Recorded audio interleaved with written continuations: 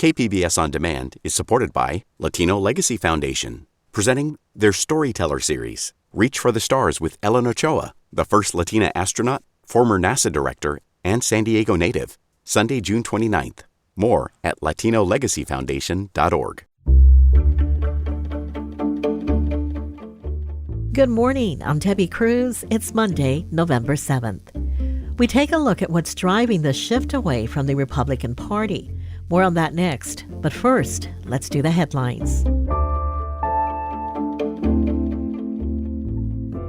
Tomorrow, as you know, is Election Day, and there's still time to vote.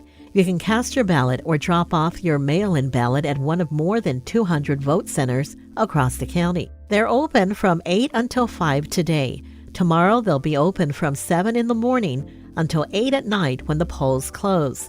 If you plan to mail in your ballot, it must be postmarked by tomorrow. To find the vote center closest to you, go to kpbs.org/voterhub. If you feel like the days have seemed shorter lately, you're right. Daylight saving time ended yesterday early in the morning. You can expect to see roughly 10 hours of daylight each day. And if you're thinking, I thought we were going to stop doing this, you're right. A push to make daylight saving time permanent was passed by the Senate earlier this year, but has been stalled in the House. Legislative aides say they don't expect Congress to reach an agreement before the end of the year. You want to again brace for some stormy weather this week. The National Weather Service says we can expect rain, colder temperatures, and gusty winds through Wednesday. And in the mountains, it's expected to snow. You may also want to cover your outdoor plans and bring pets indoors during the chilly weather. From KPBS, you're listening to San Diego News Now. Stay with me for more of the local news you need.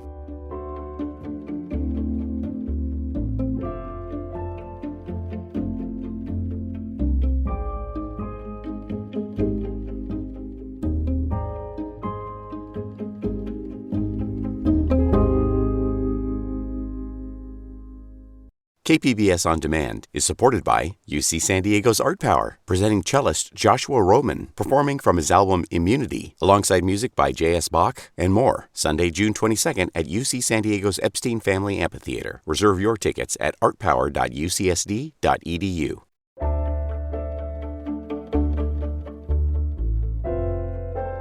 It's no secret that voter registration in the county has been trending away from the Republican Party in the last 2 decades.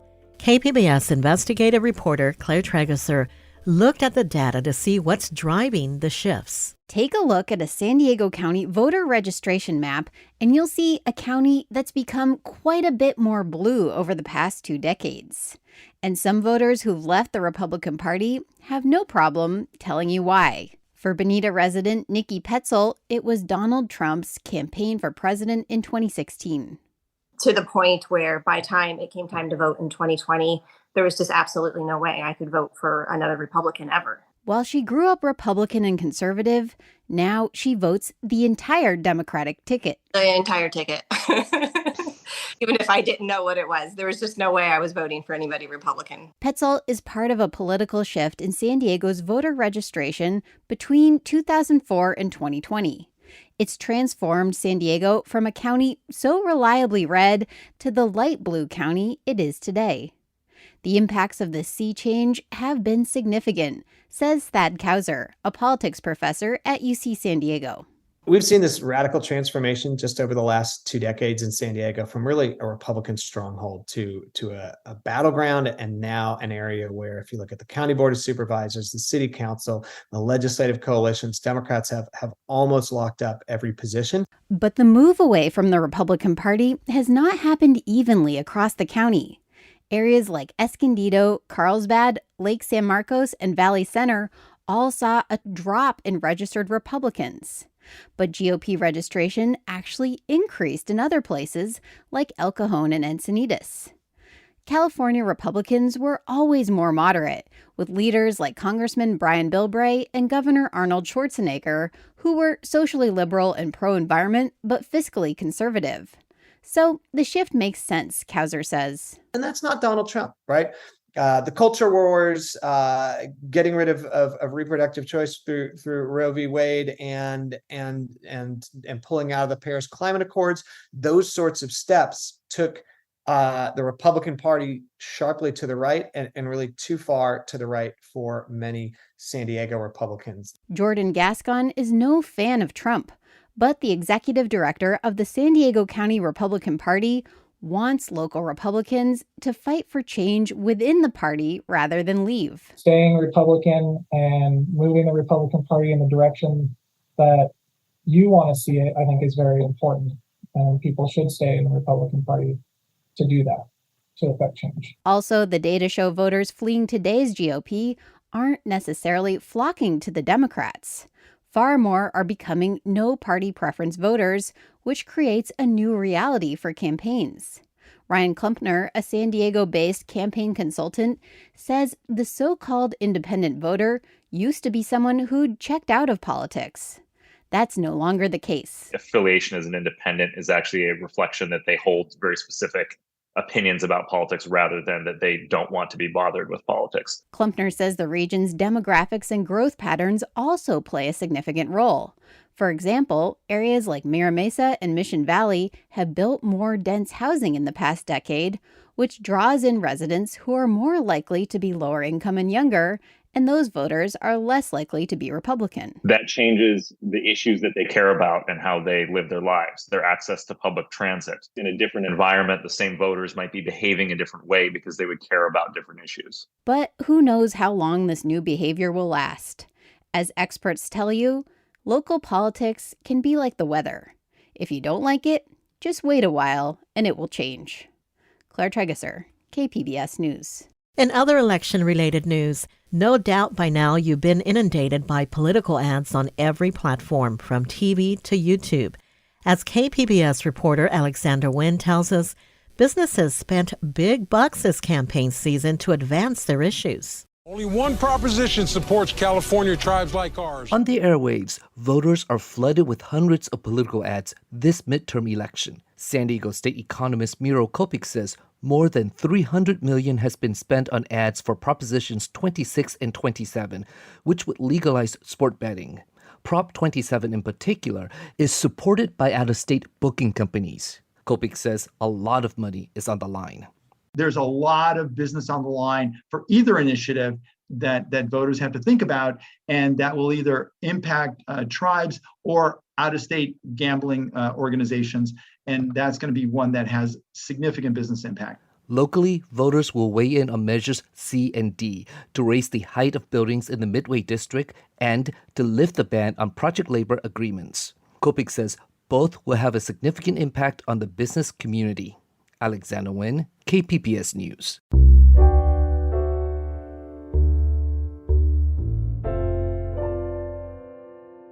Governor Gavin Newsom is telling cities across California to do better with their plans to deal with homelessness.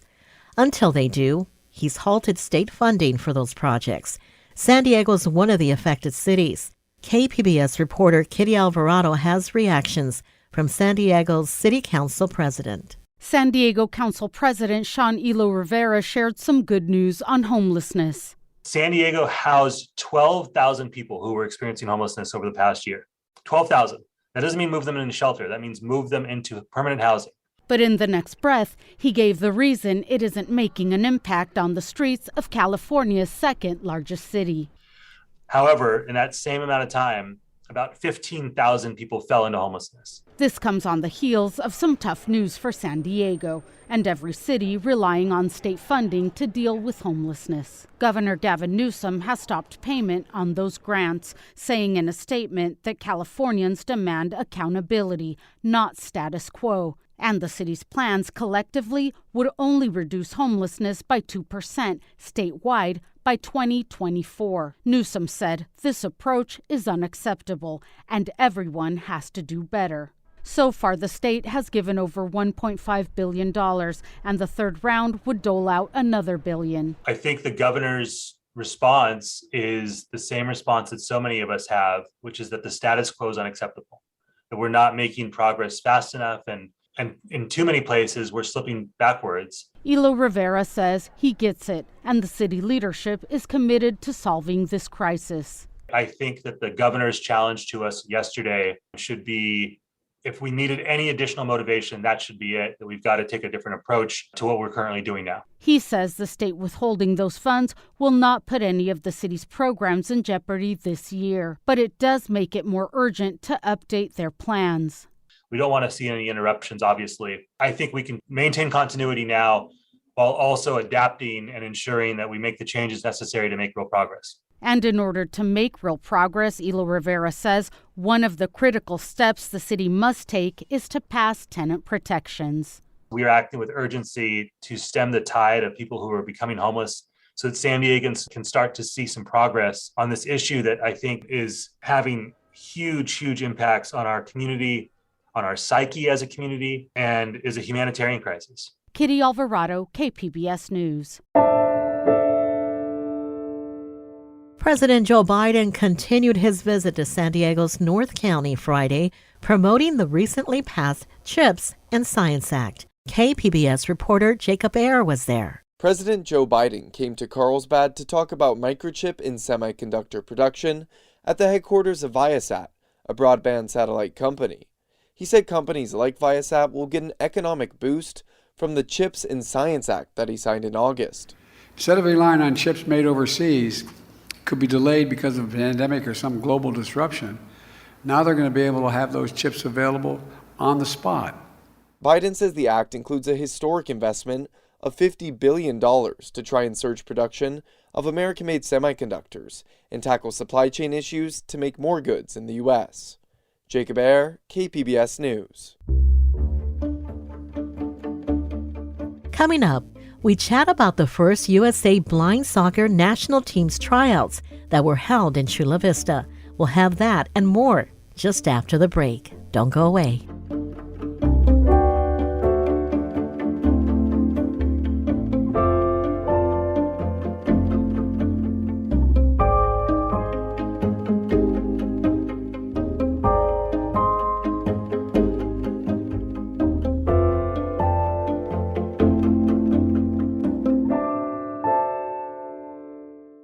KPBS On Demand is supported by Splatero, helping homeowners pay for home improvements by offering streamlined access to your home's equity with no additional monthly payments or new debt. Splatero provides a lump sum payment in exchange for a share of your home's future value. Pre-qualification available at Splatero.com.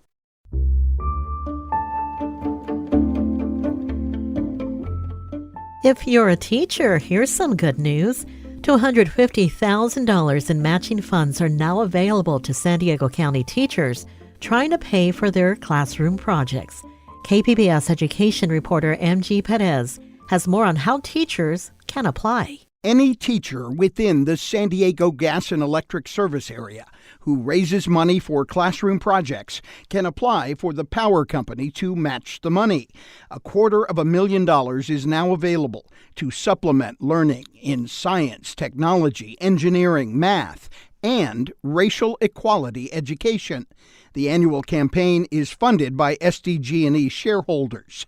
Tamara Muhammad is principal of Lemon Grove Academy Middle School, which has received matching funds. When our teacher can add some extra pieces, I say the sprinkles, that helps keep our children engaged and keep them loving school. So this is extremely helpful because it provides resources. Applications for matching funds are being taken through donorschoose.org until the money runs out.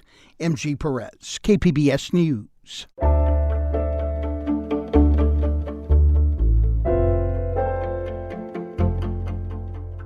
The U.S. now has its first blind soccer national team. Tryouts for the team were held in Chula Vista last week. 13 players with visual impairments and 3 sighted goalkeepers tried out. KPBS video journalist Mike Damron was at the tryouts and is here to talk to us. Mike, thanks for being here. I really appreciate being here with you guys. First, what changed about the game of soccer to accommodate blind players? Well, it's not so much about the changes, it's what it is. It stands alone by itself and being this really new, really cool sport that allows these players that might not be able to play a sport like soccer, especially, soccer is hard enough by itself, and then having a visual impairment. I grew up playing soccer too. So one of the first things I noticed is the actual size of the soccer ball itself. It's a little bit smaller and it's a lot heavier because it actually has these beads inside that make this really, really loud noises when you kick it. So the arena they play in also, the sound echoes around, so you can hear it very clearly, and it almost works as like a sonar. So they're able to track the ball and, keep the ball in play, and with the communication, they know which way to deliver that ball. So the guys were out there, and they have to communicate, and everybody was talking. The term they use is voy, which they yell at each other to let them know that they're in their vicinity. They have their own culture going on the field, and it was really interesting to watch them work together. You spoke with some of the players trying out. Can you tell us about some of their stories? Sure. The one kid I was talking to, he's not really a kid, he was 33, Cody Kirchner, that actually made the team. He talked about growing up with a family full of athletes. His sisters played soccer and now playing D1 volleyball. His dad played soccer. And he himself played a lot of blind sports leading up to finding blind soccer. And he was really excited about being there and having an opportunity to possibly, represent his country in a pretty new sport. I have athletes throughout my family, and I was never able to really partake when I was a kid or participate because I was blind. And so when I discovered blind sports, I fell in love. And I fell in love the moment I stepped onto a soccer pitch. And also, Brant, he's one of the goalkeepers, and he's actually sighted. And he was just his mind was blown about, he plays what we think of more traditional soccer, and to be able to work with these guys and learn it, their game and be a part of what they're going through. Blind soccer has been a part of the Paralympic Games since 2004, but the U.S. has never had its own team. Why is that changing now? It's not really something that a lot of people have heard of. It's still relatively a young sport. Most of the blind players played a game that's called goalball, and it's more of a cross between volleyball and soccer. When they lay on the floor, and they have the same kind of ball that makes the noise and everything. But now a lot of them are graduating and moving to actual soccer, because in goalball you couldn't kick the ball at all. Now in soccer, they're on their feet, they're running around. And speaking with the head coach, Katie Smith, she said a lot of the issues come from, what could be violence in the sport. I mean, it's a pretty rough sport. They're still running into each other. They're falling. There's side panels that they're running into, almost like hockey checks. With my camera being out of play and off the field and in a little box, I almost got ran into a couple of times. They ran into the wall right in front of me. So I think the safety and getting the word out about this new fledgling sport, it's still in the, baby stages of it. And Mikey, I can imagine that these tryouts were very memorable and meaningful to these players. Yeah, I think a lot of the players understand the magnitude of what they're doing right now because they're a first. They're going to be the first team competing in blind soccer moving forward. And I think they know the importance of getting the word out about the sport. So more to let other blind people know, or blind players, that this is possible and it's, achievable for them, just like Cody said in this clip. To represent my nation, my country, to put on a jersey with USA on the back of it is just incredible. And then to think of all the blind people who are sitting at home right now thinking they can't do this, they can't do something as simple as crossing a street, and I'm out here trying to represent them, trying to spread this message that yes, you can do those things, and if you do them well enough, you can one day put on this jersey too. So what is next for this new team? After the selection Thursday, the next for them is a lot of international play leading up to the Paralympic Games in 2028 in LA, which that will be the first time they held the Paralympic Games there.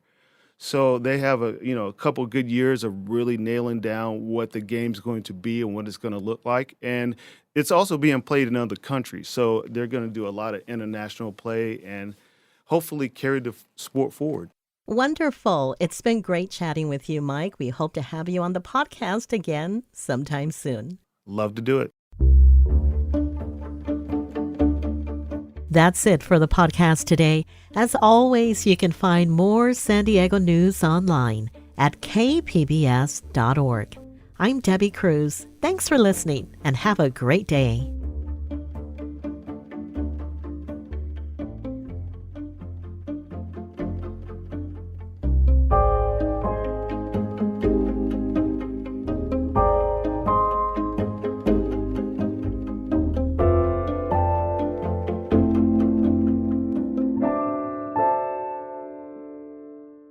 KPBS On Demand is supported by the San Diego County Toyota dealers, offering a new 2025 lineup of vehicles at your local Toyota dealer, including a new Tacoma with turbocharged 4-cylinder engines and a hybrid powertrain option. The San Diego County Toyota dealers. We make it easy.